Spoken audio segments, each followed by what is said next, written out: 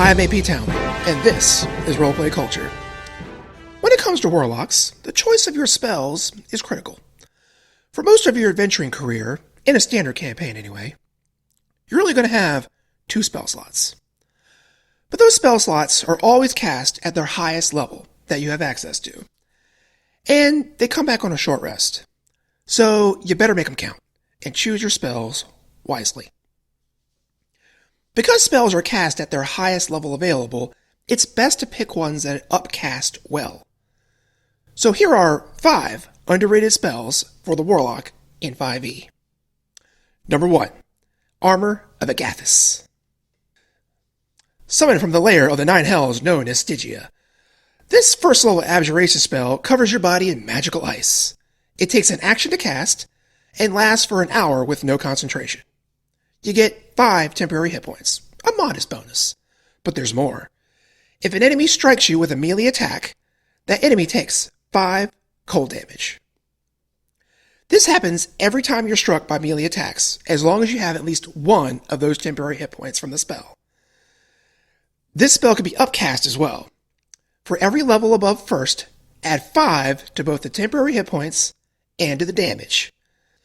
This means if you cast it as a 5th level spell, you get 25 temporary hit points, and you do 25 points of damage every time you're hit in melee combat. It doesn't require your reaction or anything. It just happens. I mean, you could wreck a swarm of goblins or a creature that has multi-attack. Number 2. Flock of Familiars.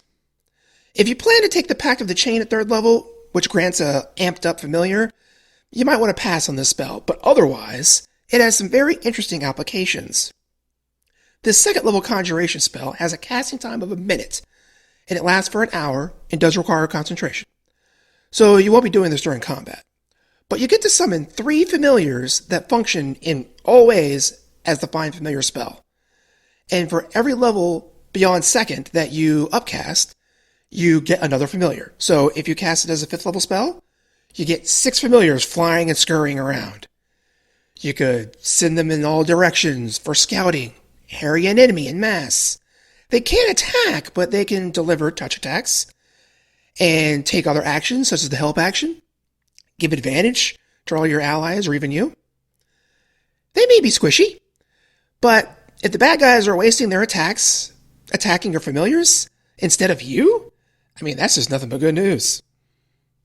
Number 3, Thunderstep. There are no end to the number of good 3rd level spells, and choosing one with our limited spell slots to use can be a tough decision. So why not pick a spell that not only gets us out of trouble, but leaves a little trouble in our wake? This conjuration spell takes an action to cast and lets you teleport yourself and a buddy that's within 5 feet of you 90 feet away. Not too far, but far enough for a moment of reprieve. And whoever was threatening you in that space is up to a rude awakening. That creature, and any other creatures within 10 feet of where you were, must make a con save, or take 3d10 thunder damage on a failed save, or half that much on a successful one.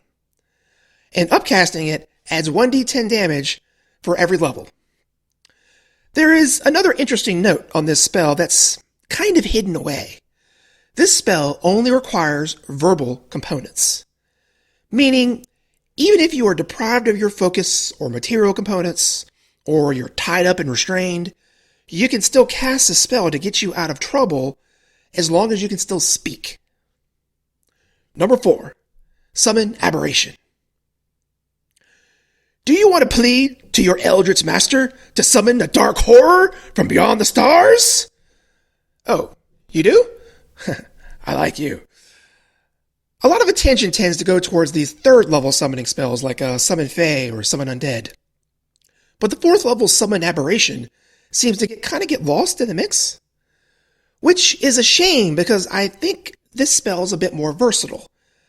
I can see a reason to summon any of the 3 options for monsters to fill various needs. It's a surprisingly adept spell. You could summon a Beholderkin that can fly around and shoot eye rays and do psychic damage and run down your enemies. Or maybe you want to summon a Slod which has the strongest attack of the three, and it also regenerates hit points. Do you know how hard it is to kill something that regenerates hit points? Hard. Or how about a star spawn that creates an aura around it that does 2d6 psychic damage to everyone within 5 feet of it that failed the saving throw? No action. It just happens. They literally die because their minds can't handle the reality of this thing. Is there anything more flavorful than making a pact with a Cthulhu-like old one so that you can summon horrific aberrations to do your bidding? Upcasting this spell basically makes everything about it better. Better HP, better AC, better damage, all of it. And though it does take concentration, this spell lasts for an hour. So there's no need to waste an action casting it during the first round of combat. Just cast it before you go into that spooky mansion, and you'll be good. Oh, hell no, I'm out.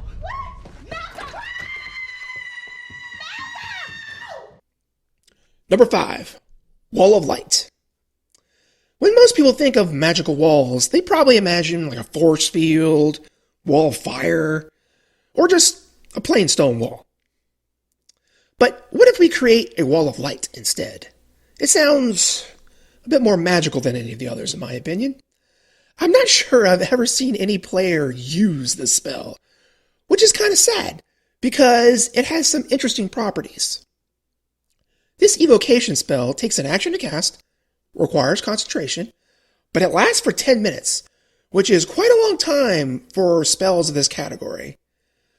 The wall takes whatever orientation that you choose, 60 feet long, 10 feet high, and 5 feet thick.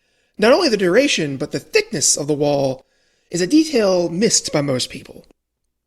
You can drop it on your enemies and have them start inside the wall because it takes up the entire 5-foot square. If they do start their turn in the wall, they must make a Constitution save for half damage.